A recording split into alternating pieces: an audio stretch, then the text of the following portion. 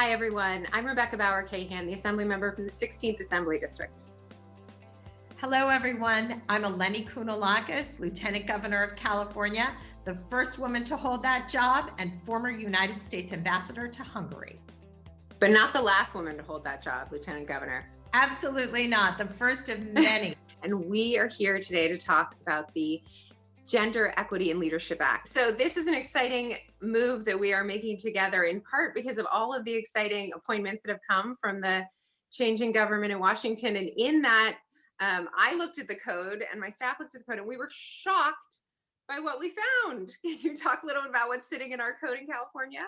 Well, first of all, let me just say you are an exceptionally brilliant lawyer and you scrutinize the code only as a great lawyer can.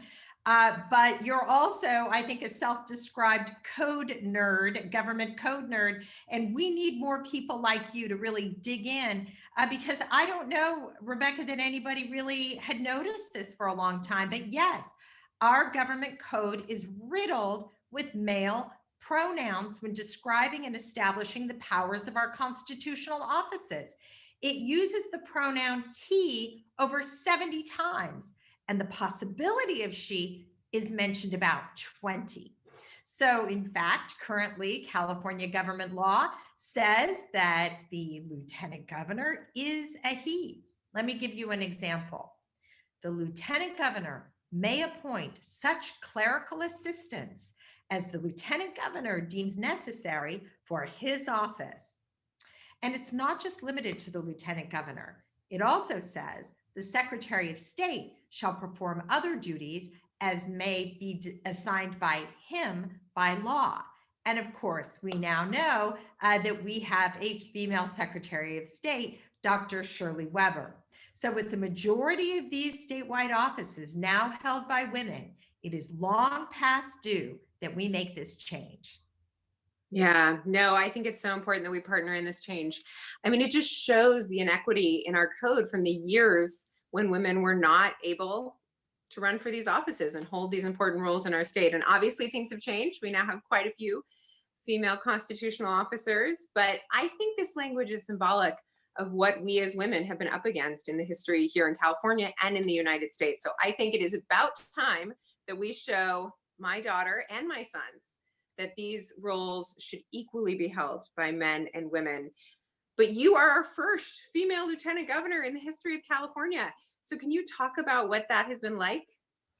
Well, Rebecca, I think of the two of us out on the campaign trail after the devastating election of 2016, and you and I were running for office for the first time. We heard our call for service, but I remember the look on your face and the look on mine. It was this sort of shell-shocked being out there and doing something so hard as to run for office.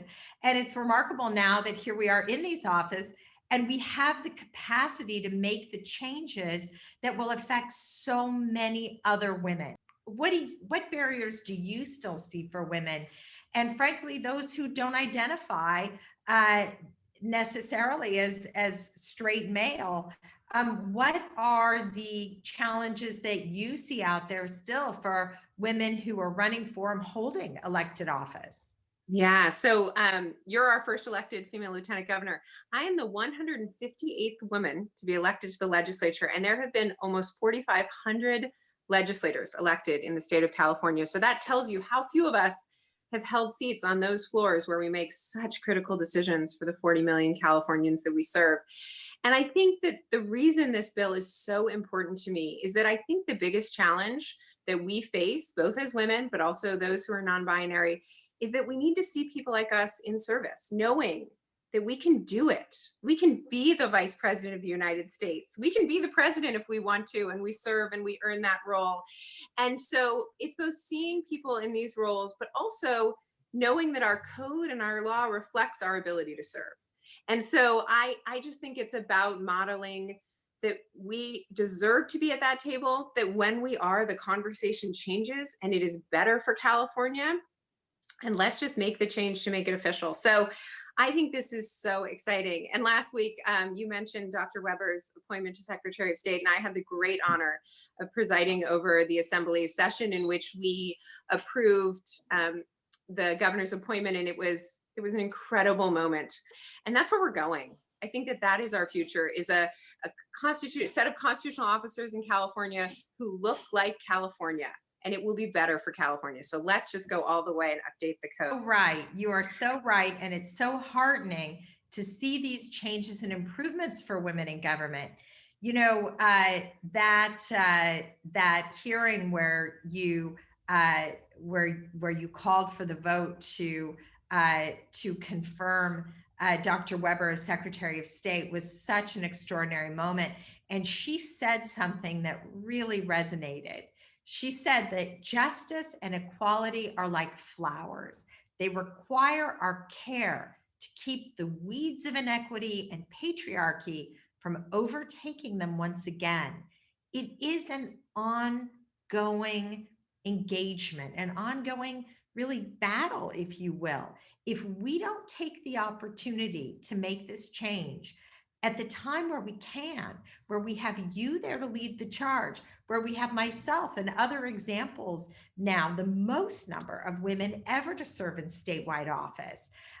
Now is the time. We really owe it to ourselves, but mostly, as Dr. Weber really implies here, we owe it to the future generations to ensure that the advances that we make are the advances that will be in place for future generations. And so when you move this legislation forward, it will say in the future, not too distant future, that the Lieutenant Governor's office will not have gender pronouns that are specific to men, but those that will be inclusive for women and for all of us. Yeah, no, words matter. And I think, you spoke about the future, and hearing Dr. Weber on the floor last week speak about her history, her family coming here, her grandfather who didn't even get to vote, and now she is able to empower 40 million Californians to vote, that is where we need to go, from a history of inequity to one where we are truly equal in every way. And that is what I so look forward to. My daughter's Girl Scout troop came to the Capitol before shelter in place, and I took them into the Hall of Governors and I said, "Girls, what's missing here on this wall?" And they said, "Wow, there's no girls. There's no people without white skin." And they're right. It's about time that we start to elect people at every level of government that represents all of us, women, non-binary individuals, people of color.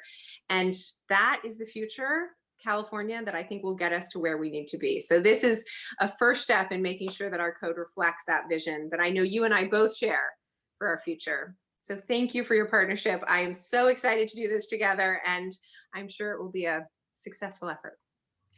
Thank you, Assemblymember, for spearheading this effort, not just for those of us who hold these offices now, but for every future generation to come of young people growing up in the beautiful state of California and who will know that nothing is out of reach for them.